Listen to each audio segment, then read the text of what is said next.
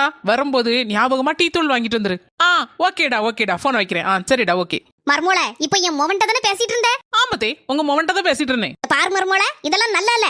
வாடா போடா, இது என்ன பழக்கம்? உங்க அம்மாக்காரி உன்னை சொல்லி வளர்க்கலையா மாப்பிளைய வாங்க போங்கன்னு சொல்லணும்னு?